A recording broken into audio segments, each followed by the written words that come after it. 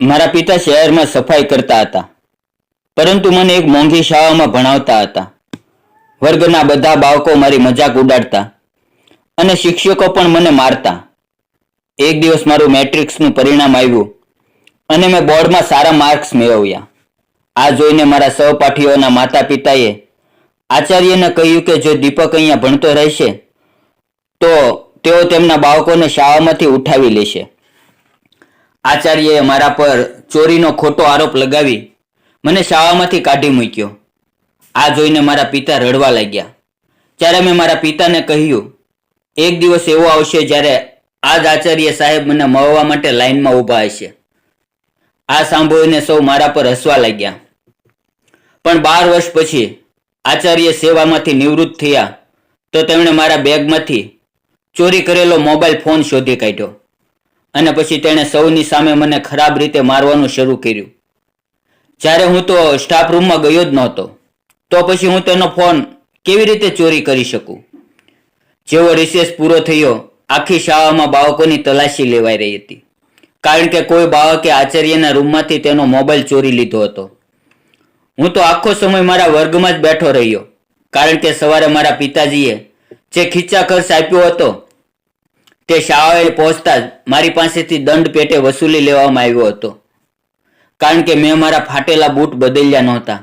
આ સિલસિલો છેલ્લા 1 અઠવાડિયાથી ચાલી રહ્યો હતો, કારણ કે પિતાજીએ મને વચન આપ્યું હતું કે જેવો આ મહિનાનો પગાર મળશે તે મને નવા બૂટ અપાવશે. મારા બૂટ ખૂબ જૂના થઈ ગયા હતા અને મારા પગના અંગૂઠા બૂટ ફાડીને બહાર નીકળતા હતા. આખો વર્ગ મારા દેખાવ ઉપર હસતો હતો, પણ હું ચૂપ રહેતો, કારણ કે મારા પિતાજીએ મને કહ્યું હતું કે મારે સંપૂર્ણ ધ્યાન ફક્ત અને ફક્ત ભણવા પર જ લગાવવાનું છે, જેથી હું ભણી ગણીને એવું સ્થાન હાંસલ કરી શકું જ્યાં મારી મજાક ઉડાવનાર પોતે જ મારો આદર કરવા મજબૂર થઈ જાય. ખરેખર હું તેમની કોઈ પણ વાત પર ધ્યાન નહોતો આપતો. ક્યારેક જ્યારે મન ખૂબ દુઃખી થતું ત્યારે થોડીવાર રડી લેતો અને પછી સામાન્ય થઈ જતો. મારું નામ દીપક છે અને મારા પિતાજી સફાઈનું કામ કરે છે, પણ મારા સહપાઠીઓ અને શિક્ષકો કહે છે કે મારા પિતા શહેરની ગટરો સાફ કરે છે. મને મારા નામ કરતાં ગંદકી સાફ કરવાવાળો કહીને વધુ બોલાવવામાં આવતો હતો. હું સામાન્ય બાળકોના ગ્લાસમાં પાણી પી શકતો નહોતો. મારો અલગ ગ્લાસ મારા બેગમાં રહેતો અને એ જ રીતે હું કોઈ પણ બાળકની સાથે બેસીને ભોજન કરી શકતો નહોતો. અને આ સિલસિલો અત્યારનો નહીં પણ વર્ષોથી ચાલ્યો આવતો હતો. જ્યારે મેં શાળામાં પ્રવેશ લીધો, મારા પિતાજીએ તેમની મહેનતના જોરે મને સારી શાળામાં ભણવાનું સપનું જોયું હતું. તે સમયે પણ હું એક ખાનગી શાળામાં અભ્યાસ કરતો હતો અને આચાર્ય વારંવાર મને બોલાવીને કહેતા તારા પિતાજીને કહે કે તેઓ તારા માટે તેની પરિસ્થિતિ મુજબ કોઈ બીજી શાળા પસંદ કરે, કારણ કે અહીંયા ભણતા બાળકોના માતા પિતા ફરિયાદ કરે છે કે જો દીપક શાળામાં રહેશે તો તેઓ તેમના બાળકોને શાળામાંથી ઉઠાવી લેશે. તેની વાતો સાંભળીને મારું લોહી ઉકળી જતું, પણ હું ચૂપ રહી જતો. જ્યારે પણ પિતાજી સાફ સુથરા કપડાં પહેરીને મારી ફી ભરવા શાળાએ આવતા ત્યારે આચાર્ય સાહેબ આ જ કહેતા, દીપકને કોઈ બીજી શાળામાં દાખલ કરાવી દો, અમારી શાળાની પ્રતિષ્ઠા ખરાબ થાય છે. પિતાજી દર વખતે ચૂપચાપ પાછા જતા રહેતા. મારા વાળ આચાર્ય સાહેબના હાથમાં હતા અને તેઓ મને ઢસડતા ઢસડતા એસેમ્બલી હોલમાં લઈ ગયા. બીજા વર્ગના બાળકો પણ ત્યાં ભેગા થઈ ગયા હતા. ત્યારે તેમણે મારા પિતાજીને ફોન કરીને બોલાવ્યા. તે ધ્રુજતા ધ્રુજતા શાળાએ પહોંચ્યા.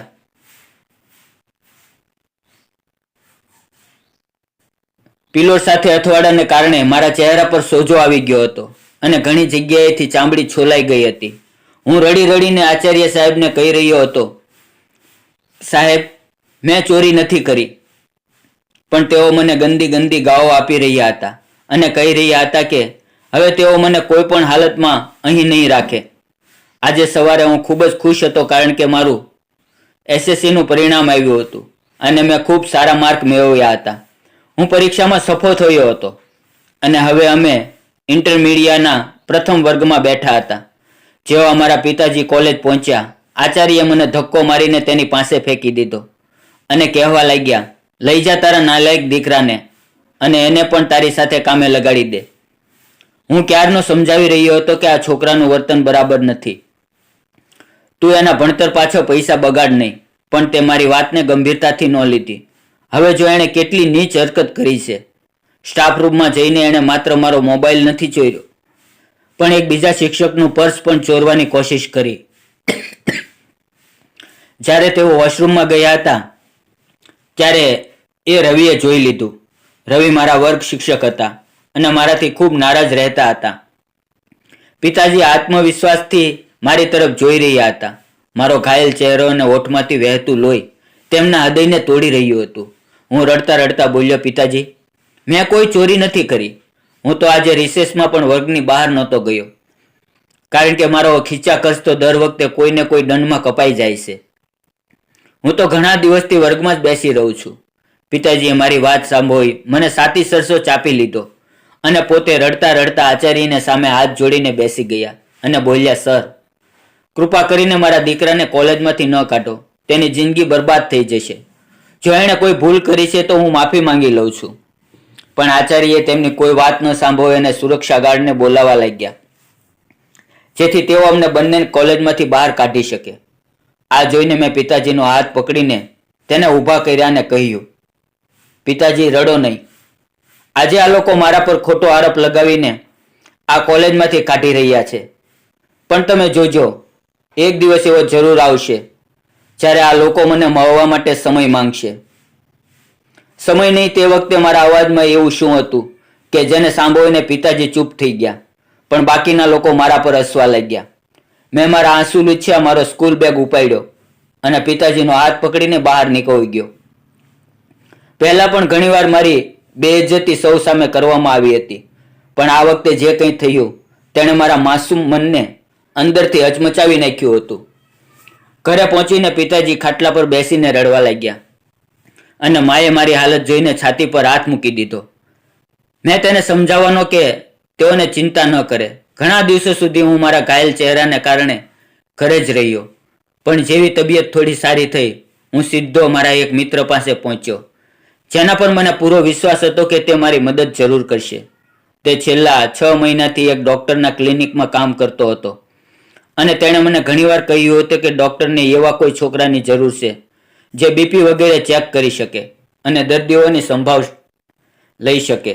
મને પોતાને પણ શોખ હતો કે હું પણ એક દિવસ ડોક્ટર બનું, પણ હું એ પણ સારી રીતે જાણતો હતો કે ડોક્ટર બનવા માટે ઘણા બધા પૈસાની જરૂર પડે છે. મેં પિતાજીને તો નહોતું જણાવ્યું, પણ દિલમાં એવું વિચારી રાખ્યું હતું કે હું નર્સિંગ વગેરે કરી લઈશ. મારા મિત્રનું નામ સુમિત હતું અને તે એક સારા ભણેલા ગણેલા પરિવારમાંથી આવતો હતો, પણ પોતાના શોખને કારણે તે ભણવાની સાથે સાથે એક ડોક્ટર પાસે પણ કામ કરતો હતો. ડોક્ટર તેના કામથી એટલા સંતુષ્ટ થયા કે તેમણે તેમના ભાઈની દવાની દુકાન મેડિકલ સ્ટોર પર બપોરે 3 વાગ્યાથી રાતે 10 વાગ્યા સુધી નોકરી પર રાખી લીધો હતો. મારો આ મિત્ર બાકીના લોકોથી બિલકુલ અલગ હતો. જ્યાં સુધી અમે સાથે ભણ્યા તેણે મારો ખૂબ આદર કર્યો અને પોતાના ઘરેથી મારા માટે ખાવા પીવાની વસ્તુઓ પણ લાવતો હતો. જ્યારે મેં તેની મારી સમસ્યા જણાવી તો તે ગુસ્સામાં આવી ગયો અને બોલ્યો, યાર, પેલો પ્રિન્સિપાલ તો સીધું એ જ ઈચ્છતો હતો કે તું એ કોલેજમાં ન ભણે. બીજું કોઈ કારણ નથી. તારા માર્ક્સ એટલા સારા આવ્યા કે તેમના બાકીના વિદ્યાર્થીઓ એટલા માર્ક્સ ન લાવી શક્યા. હું પણ આ વાત સમજતો હતો. ખેર સુમિત મને પોતાની સાથે ડોક્ટર સાહેબ પાસે લઈ ગયો. ડોક્ટરનું નામ વિહાન શાહ હતું. તેઓ વિદેશથી ભણીને આવ્યા હતા, તેથી તેમની વિચારસરણી સામાન્ય લોકોથી અલગ હતી. તેણે મને કેટલીક જરૂરી વાતો પૂછી અને પછી કહી દીધું કે હું કાલથી જ તેના ક્લિનિકમાં કામ કરી શકું છું. બીજે દિવસે મેં દિવાળી પર પહેરેલા જૂના કપડાં કાઢ્યા જે માએ 2 વર્ષ પહેલા આપ્યા હતા. તેને ઇસ્ત્રી કરાવીને સારી રીતે તૈયાર થઈને ક્લિનિક પહોંચી ગયો. મેં ક્લિનિકની સફાઈ કરી, કુલરમાં પાણી ભર્યું, ડોક્ટર સાહેબના રૂમની સારી રીતે સફાઈ કરી અને પછી ત્યાં પહેલેથી કામ કરી રહેલા એક વરિષ્ઠ છોકરા સાથે બેસીને દર્દીઓને સંભાળવા લાગ્યો. ડોક્ટર સાહેબ મને કામ કરતો જોઈને ખૂબ જ ખુશ થયા. તેમણે તે વરિષ્ઠ છોકરાને સૂચના આપી કે મને જલ્દીથી જલ્દી તાલીમ આપવામાં આવે, જેથી હું પણ દર્દીઓને સંભાળવા લાયક બની જાઉં. મારા ભાગ્યે તેમના ઘરેથી તેમનું જમવાનું લાવવાની જવાબદારી પણ હતી. ડોક્ટર સાહેબની એક વૃદ્ધ ઘરેલું સહાયિકા મને જમવાનું આપી દેતી હતી.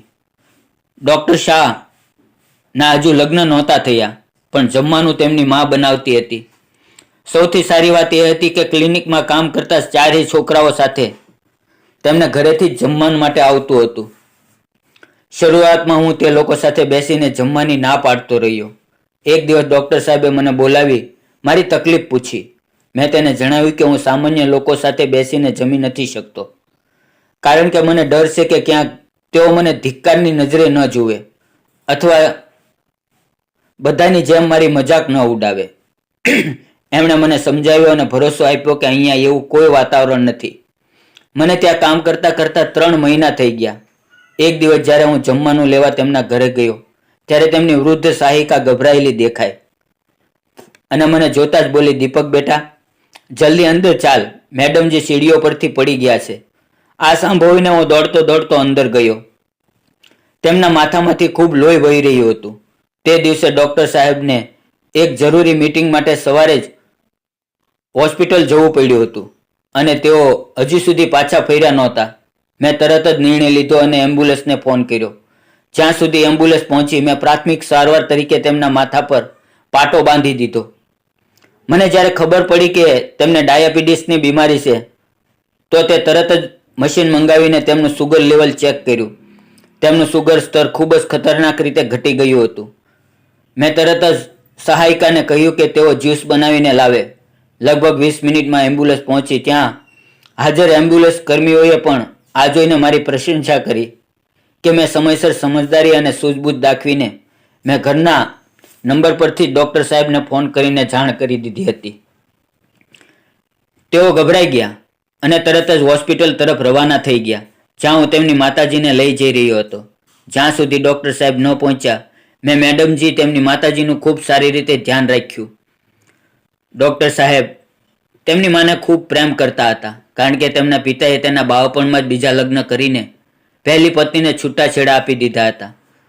જ્યારે ડૉક્ટરે તેમને જણાવ્યું કે જો દીપકે સમયસર જ્યુસ ન પીવડાવ્યું હોત તો તેમની તબિયત વધુ બગડી જાત. આ સાંભળીને તેઓ મને ગળે લગાવીને રડવા લાગ્યા. મેં પહેલીવાર લોકોનું આવું રૂપ જોયું હતું, જ્યાં એક સામાન્ય માણસને પણ માણસ સમજવામાં આવતો હતો. હું પોતે પણ ડૉક્ટર સાહેબને ગળે લાગીને રડી પડ્યો. આ મારી જિંદગીનો સૌથી મહત્વનો વાંક હતો. ડૉક્ટર સાહેબ મને તેમની માતાજી હવે મને તેના બાળકો કરતાં પણ વધુ સ્નેહ આપવા લાગ્યા હતા. ડૉક્ટર સાહેબ પહેલેથી જ મારી પરિસ્થિતિથી વાકેફ હતા, પણ જ્યારે તેમને માતાજીને મારા વિશે વધુ ખબર પડી તો તેણે ડૉક્ટર સાહેબને કહ્યું કે આ બાળકના ભણતરના રેકોર્ડ એટલો સારો છે, તે ભણવા યોગ્ય બાળક છે. તેઓ મને ભણાવવા માંગતા હતા. તે દિવસ મારા માટે એવો હતો જાણે કોઈ અંધને અચાનક દ્રષ્ટિ મળી જાય. તેમણે મારો દાખલો કરાવ્યો અને હું નિયમિત રીતે કોલેજ જવા લાગ્યો. ત્યારે મારા મનમાં એક વિચાર આવ્યો કે મારે ડૉક્ટર બનવાને બદલે એવો કોઈ શક્તિશાળી વ્યવસાય અપનાવવો જોઈએ જેમાં મારી પાસે એટલો અધિકાર હોય કે લોકો મારાથી ડરે, પણ હું તે ઓખ માનથી પણ છુટકારો મેળવી શકું, જે લોકો મને એક સફાઈ કર્મી, ગંદકી સાફ કરવાવાળો કે નીચી જાતિના વ્યક્તિ તરીકે આપે છે. હું ઈચ્છતો હતો કે તે લોકો પણ મને સન્માનથી જુએ. કોલેજથી પાછા આવીને હું ડૉક્ટર સાહેબના ક્લિનિકમાં કામ પણ સંભાળતો. પછી તેમણે મને કહ્યું કે મારા ભણતર પર પૂરું ધ્યાન આપવું. આ તેમની દુઆઓ અને મહેનત જ અસર હતી કે સેકન્ડ યરમાં એક સફાઈ કર્મીના દીકરાએ બોર્ડમાં 3જું સ્થાન મેળવ્યું. મારા માતા પિતા તેમના ખૂબ આભાર હતા. વારંવાર એ જ કહેતા કે ડૉક્ટર સાહેબ અમારા માટે કોઈ સામાન્ય માણસ નહીં પણ ફરિશ્તા જેવા છે, અને આ સચ્ચાઈ હતી. ત્યારે હું એ વિચારું છું કે દુનિયામાં અમારા જેવા પ્રિન્સિપાલ રવિશંકર હોય છે, ત્યાં જ ભગવાને ડૉક્ટર વિહાન જેવા નેકદિલ ઇન્સાન પણ પેદા કર્યા છે. મારાથી નાના 3 ભાઈઓ પણ તેનું ભણતર ચાલુ રાખી રહ્યા હતા.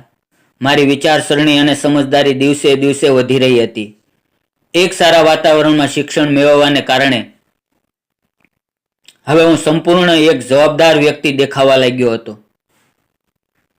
જ્યારે ડૉક્ટર સાહેબે મને મારા ભવિષ્ય વિશે પૂછ્યું તો મેં તેમને મારી ઈચ્છા જણાવી. તેઓ મારી વાત સાંભળીને ઘણી વાર સુધી હસતા રહ્યા અને પછી બોલ્યા, દીપક, તું ખરેખર સમાજમાં મળેલી અપમાનજનક પરિસ્થિતિઓનો બદલો લેવા માંગે છે. શું તને નથી લાગતું કે જો તારા હાથમાં શક્તિ આવી ગઈ તો હું પણ એ જ અત્યાચારી વ્યવસાયનો ભાગ બની જઈશ? હું તેમની વાતને ઘણીવાર સુધી વિચારતો રહ્યો અને સાચું કહું તો તેણે બિલકુલ સાચું કહ્યું હતું. બની શકે કે હું લોકોથી બદલો લેતા લેતા પોતે પણ કઠોર અને અન્યાય બની જાઉં. તેમ છતાં તેણે મારી ઈચ્છાનું સન્માન કર્યું અને મેં એક સારી કોલેજમાંથી સ્નાતકની ડિગ્રી મેળવી. તેમની ભલામણથી જ મેં પોલીસ વિભાગમાં ભરતી થઈ રહી હતી. જોકે મેં બધી પરીક્ષાઓ પાસ કરી હતી અને ફિટનેસ ટેસ્ટ પણ સારી રીતે પાસ કર્યો હતો. તેમ છતાં એ સચ્ચાઈ છે કે મને અંતિમ તબક્કામાં ભલામણની જરૂર પડી. મને સબ ઇન્સ્પેક્ટરના પદ પર નિમણૂકી મળી. આ મારા માટે કોઈ સપના સાકાર થવા જેવું હતું. મારી સાથે સાથે મારા માતા પિતાની દુઆઓ હતી અને ડૉક્ટર વિહાનની માતાજીની દુઆઓ પણ ડૉક્ટર સાહેબ મને તેમના નાના ભાઈ જેવો માનતા હતા. જોત જોતામાં મારી સામે સફળતાના નવા નવા દ્વાર ખુલતા ગયા અને 10 વર્ષમાં હું ડીએસપીના પદ પર બિરાજમાન થઈ ગયો. ડૉક્ટર વિહાને ક્યારેય લગ્ન નહોતા કર્યા. તેમની માતાજી દુનિયામાંથી વિદાય લઈ ચૂક્યા હતા, પણ મારી માતાજી મને ખૂબ ઠપકો આપતા. તેમ છતાં હું લગ્ન માટે રાજી નહોતો. મારા એક ભાઈએ મેડિકલ કોલેજમાં દાખલો લીધો, બીજાએ એન્જિનિયરિંગ કર્યું અને ત્રીજાએ વિદેશની એક કંપનીમાં અરજી કરી હતી અને કિસ્મતે તેનો સાથ આપ્યો. તે વિદેશ ચાલ્યો ગયો. મારો સૌથી નાનો ભાઈ સેનામાં જવા માંગતો હતો અને હું તેને કેડેટ કોલેજમાં ભણાવી રહ્યો હતો. જિંદગીનો સફર આમ જ ઝડપથી આગળ વધી રહ્યો હતો.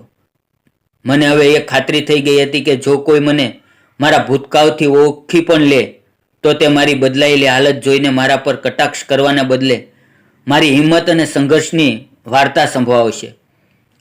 અને એ જ વિચારીને હું મલકાઈ રહ્યો હતો. મારા માતા પિતા હવે એક સુખી જીવન જીવી રહ્યા હતા. તેમને જોઈને મારા અંતરમાં એક ઊંડો સંતોષ ઉતરી આવતો હતો અને હવે વારંવાર મારા બાળપણમાં કહેલી એક વાત પર આશ્ચર્ય થતું હતું કે મેં ગુસ્સામાં બસ એક વાત કહી દીધી હતી અને ઈશ્વરે મારા પર એટલી કૃપા કરી કે ખરેખર મને એવી જગ્યાએ પહોંચાડી દીધો જ્યાં એ જ લોકો જે કાલ સુધી મારી મજાક ઉડાવતા હતા, મને અપમાનજનક નામથી બોલાવતા હતા, આજે તેઓ મને મળવા માટે મારા કાર્યાલયની બહાર કલાકો સુધી રાહ જોતા હતા. મારી આદત હતી કે હું જુદા જુદા ગામડાઓ અને વિસ્તારોમાં ખુલ્લી બેઠકો યોજતો, જેનો હેતુ એ હતો કે સામાન્ય લોકો પણ મારી સુધી સીધા પહોંચી શકે અને તેમના નાના નાના પ્રશ્નો સરળતાથી હલ થઈ જાય, જેથી હું તેમની દુઆઓ લઈ શકું. એક દિવસ હું એક ગામમાં જ એ રીતે ખુલ્લી બેઠક યોજીને બેઠો હતો કે એક વૃદ્ધ થાકેલા હારેલા માળી મારી સામે આવીને ઊભા રહ્યા. તેમના દીકરાઓએ તેમના મકાન પર કબજો કરી લીધો હતો અને તેમને ઘરમાંથી કાઢી મૂક્યા હતા. હું તેમનો ચહેરો ધ્યાનથી જોવા લાગ્યો. લાગતું હતું જાણે મેં તેમને ક્યાંક જોયા છે. જ્યારે મેં તેમની અરજી પર તેનું નામ વાંચ્યું તો એકદમ મારા મનમાં મારા કોલેજના પ્રિન્સિપાલ સાહેબનો ચહેરો ઉભરી આવ્યો. સમય જ્યારે બદલાય છે તો કેવા લોકો મજબૂર અને લાચાર થઈ જાય છે એ વિચારીને મારી આંખો ભીની થઈ ગઈ. મારા આચાર્ય સાહેબની સાથે એક છોકરી પણ હતી. તેણે પોતાના આખા શરીરને ચાદરથી ઢાંકી રાખ્યું હતું. માત્ર તેની આંખો દેખાઈ રહી હતી. તે તેમની સૌથી નાની દીકરી કોમલ, જેને ભાઈઓએ મિલકતની સાથે સાથે ઘરમાંથી પણ બહાર કાઢી મૂકી હતી. મેં અમારી ટીમને એમ કહ્યું કે આ વૃદ્ધની અરજી પર તરત કાર્યવાહી કરવામાં આવે. તેમના દીકરાઓ પાસેથી તેમનું ઘર પાછું આપવામાં આવે અને આગળ પણ જો તેઓ તેમને હેરાન કરે તો તેમને સખ્તાઈથી સમજાવવામાં આવે. મને ખાતરી હતી કે મારી ટીમ મારા ઈશારા પર સમજી જાય છે. મેં તે વખતે મારા આચાર્ય રવિશંકર સાહેબને શરમાવવા યોગ્ય ન સમજ્યું, કારણ કે તેઓ ગમે તે હોય મારા શિક્ષક હતા. મેં તેમને સાત્વતંડા આપી અને કહ્યું કે તેઓ મારી ટીમ સાથે ઘરે જતા રહે. મારા જવાનો તેમના દીકરાઓને સારી રીતે સમજાવી દેશે અને જો ભવિષ્યમાં પણ તેઓ કોઈ સમસ્યા ઊભી કરશે તો અમે જોઈ લઈશું. આ સાંભળીને તેઓ રડી પડ્યા અને હાથ જોડીને મારો આભાર માનવા લાગ્યા. તેમણે દૃષ્ટ હાથે પોતાના કમીજના ખિસ્સામાંથી કેટલીક વાવડી ચોવીને રાખેલી નોટો કાઢીને મારી સામે મૂકી અને કહ્યું, બેટા, આને મારી તરફથી નાની એવી ભેટ માની લે. તેમની આ હરકત જોઈને હું જોરથી હસી પડ્યો અને ચૂપચાપ તેના કાન પાસે જઈને બોલ્યો, સર, હું આ પૈસા તો લઈ લઉં, પણ પછી તમે ક્યાંક આરોપ લગાવીને સૌની સામે ઠપકો આપવાનું અને મારવાનું શરૂ તો કરી દીધું તો? મારી વાત સાંભળીને તેઓ એકદમ ચોંકી ગયા અને પોતાની આંખો જોરથી ખોલીને મને ઓળખવાની કોશિશ કરવા લાગ્યા. મેં તેમની મુશ્કેલી સરળ કરી દીધી અને ધીમેથી કહ્યું, હેડમાસ્ટરજી, હું એ જ દીપક છું જેના પિતા ગલીઓમાં ઝાડુ લગાવતા હતા અને તમારા જેવા લોકોથી ગટર સાફ કરતા હતા. મારો અવાજ અજાણતા જ થોડો કડક થઈ ગયો હતો. આ સાંભળતા જ માસ્ટરજીના ચહેરા પર ડર અને શરમની રેખાઓ ઉભરી આવી. મેં તેનો હાથ પકડીને કહ્યું, માસ્ટરજી, ગભરાશો નહીં. આ વાત ફક્ત તમે અને હું જાણીએ છીએ કે આપણે એકબીજાને પહેલેથી ઓળખીએ છીએ. હું જાણતો હતો કે તેમને જરૂર એ ડર સતાવી રહ્યો હશે કે ક્યાંક હું વર્ષોનો બદલો તેમની પાસેથી ન લઈ લઉં. પણ પછી તેમની દીકરીએ તેમને લઈને પાછી ચાલી ગઈ.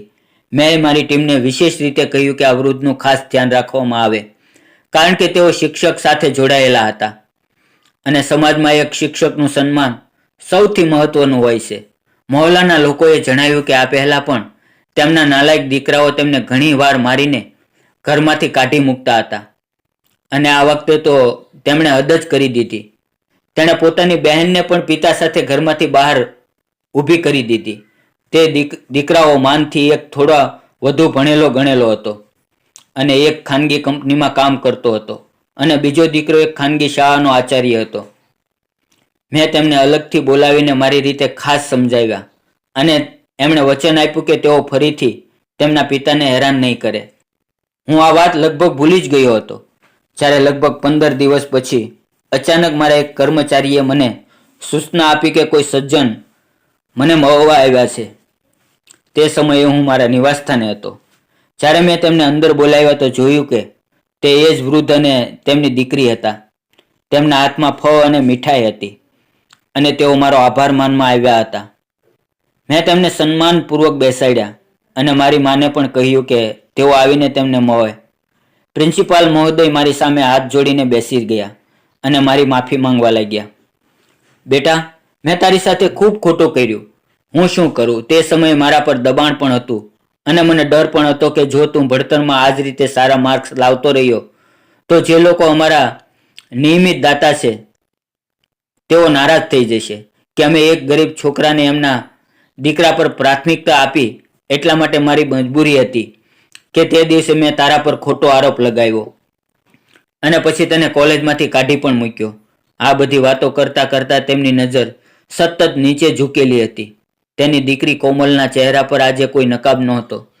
જ્યારે મારી નજર તેના પર પડી તો એક ક્ષણ માટે એવું લાગ્યું જાણે દુનિયા જ થંભી ગઈ હોય. પછી મેં આદરપૂર્વક મારી નજરો ઝુકાવી લીધી. હું નહોતો ઈચ્છતો કે મારા શિક્ષકની દીકરીને તાકી તાકીને જોઉં.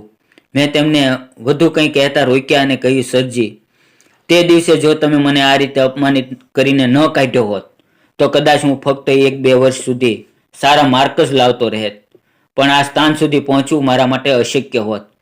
મેં તેમને ડૉક્ટર વિહાન શાહની સાથે મારી મુલાકાત વિશે જણાવ્યું અને એ પણ કે આ બધું તેમની અને તેની માતાજીની કૃપાથી થયું. મારી માએ તે પિતા પુત્રી માટે ભોજનની વ્યવસ્થા કરી દીધી. તેમણે ખૂબ ના પાડી પણ મારી માએ આગ્રહ કર્યો અને અંતે તેઓ ભોજન માટે રાજી થઈ ગયા. મારી નજર વારંવાર તે છોકરી તરફ જઈ રહી હતી. ખબર નહીં કેમ આવું પહેલા ક્યારેય મારી સાથે નહોતું થયું. કદાચ મારી માએ મારી ચોરી છુપી જોતી નજરોને પકડી લીધી હતી. માએ જ્યારે કોમલને પૂછ્યું કે તેણે કેટલું ભણતર કર્યું છે તો તેણે મોટા સંયમિત અંદાજમાં જવાબ આપ્યો કે તે MBAના અંતિમ વર્ષમાં છે. માએ સીધું તેના પિતાને પૂછ્યું, તમે તમારી દીકરીના લગ્નની કોઈ વાત નક્કી કરી છે કે હજુ સુધી તે એકલી જ છે? તો પ્રિન્સિપાલ સાહેબે ચોંકીને મારી મા તરફ જોયું અને પછી કહેવા લાગ્યા, હજુ તો ક્યાંય પણ કોઈ વાત નક્કી થઈ નથી, કારણ કે તેના ભાઈઓ તેના ભણતર પર થતા ખર્ચને ફાલતુ ખર્ચ માને છે. લગ્ન તો કોઈ વિચાર પણ નથી રહ્યું. તેના લહેજામાં તે વખતે એટલી ઊંડાઈ અને સચ્ચાઈ હતી કે મારું દિલ પણ અચાનક ભરાઈ આવ્યું. એક પિતા પોતાની દીકરીઓને કેટલો પ્રેમ કરે છે. હું આ વાત સારી રીતે સમજી શકતો હતો. હું મારી માનો ઈરાદો જાણતો હતો, તેથી મેં તેમને આંખોમાં સમજાવવાની કોશિશ કરી. પણ તેમના ચહેરા પર છવાયેલી ગંભીરતા જોઈને હું ચૂપ રહી ગયો. હું નહોતો ઈચ્છતો કે કોઈની મજબૂરીનો ફાયદો ઉઠાવું. ઘણી વખત છોકરીઓ પોતે જ મારી સાથે લગ્ન કરવાની ઈચ્છા વ્યક્ત કરી ચૂકી હતી, પણ મેં ક્યારેય કોઈની તરફ આગળ વધવાની કોશિશ ન કરી. કારણ કે હું ઈચ્છતો હતો કે જો મારી જિંદગીમાં કોઈ આવે તો તે એવી હોય જેને મારા ભૂતકાળની પણ સમજ હોય. સાથે જ મારી એક વિશિષ્ટ ઈચ્છા હતી કે કોઈ પણ મને મારા ભૂતકાળના સહારે અપનાવવાની વાત ન કરે. તેઓ ત્યાં સુધી રિક્ષામાં પહોંચ્યા હતા, પણ મેં મારા ડ્રાઈવરને કહીને તેમને સરકારી ગાડીમાં તેમના ઘરે મોકલાવી દીધા હતા.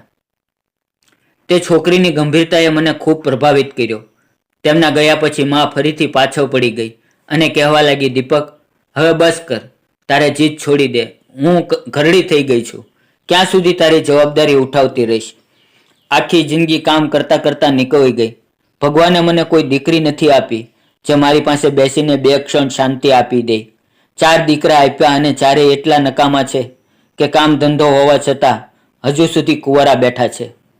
માએ છેવટે એક પરંપરાગત માની જેમ રડવાનું શરૂ કરી દીધું. મને માની આ જ આદતથી ડર લાગતો. મેં છેવટે બધી જવાબદારી તેમના પર છોડી દીધી અને પોતાને અલગ કરી લીધો. રાત્રે હું મારી સ્ટડીમાં બેસીને મારી વીતેલી જિંદગી વિશે વિચારતો રહ્યો. ધન અને પદ માણસની જાતિ, વર્ગ અને તેની તમામ નબળાઈઓને ઢાંકી દે છે. એક ઊંડો શ્વાસ ભરીને મેં ભગવાનનો આભાર માન્યો કે તેણે મને મારી હેસિયત કરતાં ઘણું વધારે આપ્યું. થોડા દિવસોમાં માએ કોમલના પિતાજી સાથે વાત કરી. તેમણે તો જાણે પહેલેથી જ સહમતિ આપી રાખી હતી અને તરત જ આ કહી દીધી. પણ મેં માને કહ્યું કે હું કોમલની સંપત્તિ વિના લગ્ન નહીં કરું. પછી મેં તેની સાથે વાત કરી અને મારા વિશે એક વાત જણાવી દીધી. તેના જવાબમાં તેણે એક એવી વાત કહી જેને સાંભળતા જ મેં અડપભરમાં નિર્ણય લઈ લીધો કે આ જ છોકરી મારા નસીબની હકદાર છે. તે કહેવા લાગી, ભગવાને તમને પહેલા મુશ્કેલીઓમાંથી પસાર કર્યા જેથી પછીથી તમે શ્રેષ્ઠ વસ્તુઓથી નવાજે. હવે જો તમે મને તમારી જિંદગીમાં સ્વીકાર કરો છો તો હું તેને મારી ખુશનસીબી સમજીશ. 1 મહિના પછી અમારા ખૂબ સારી રીતે લગ્ન થઈ ગયા. કોમલના પિતા મોટા ગર્વથી લોકોને મારો પરિચય કરાવતા રહ્યા કે આ મારો ખૂબ જ હોશિયાર વિદ્યાર્થી હતો, જે પોતાની મહેનત અને ઈશ્વરની કૃપાથી આ મુકામ પર પહોંચ્યો છે. હું લોકોના ચહેરા જોતો રહીને હસીને સૌની શુભેચ્છાઓ સ્વીકારતો રહ્યો. કોમલ મારી તરફ જોઈને શર્માળ અંદાજમાં હસી રહી હતી. મારા મા બાપ અને મારા ત્રણેય ભાઈઓ ખૂબ ખુશ હતા અને હું પોતે પણ ખૂબ સંતુષ્ટ હતો. ઈશ્વર સૌથી શ્રેષ્ઠ પાલનહાર છે, જે પોતાની સૃષ્ટિના દરેક દુઃખ પર પોતાની કૃપાનું મલમ અવશ્ય લગાવે છે. બસ માણસે ધૈર્ય રાખવું જોઈએ. તો મિત્રો, આ પ્રેરણાદાયક વાર્તાનો નૈતિક સંદેશ એ છે કે ધૈર્ય, ઈમાનદારી અને સારા ઈરાદાથી કરેલી મહેનતનું ફળ ઈશ્વર જરૂર આપે છે. તો મિત્રો, આ હતી આજની વાર્તા. આ વાર્તા વિશે તમારો શું અભિપ્રાય હતો તે કોમેન્ટ બોક્સમાં જરૂર જણાવજો. જો તમને વાર્તા પસંદ આવી હોય તો વિડીયોને લાઇક કરો, ચેનલને સબસ્ક્રાઇબ કરો અને બેલ આઇકન પર ક્લિક કરીને તેમને ઓલ પર સેટ કરો જેથી તમને નવા વિડીયોની સૂચના તરત મળી જાય. આભાર.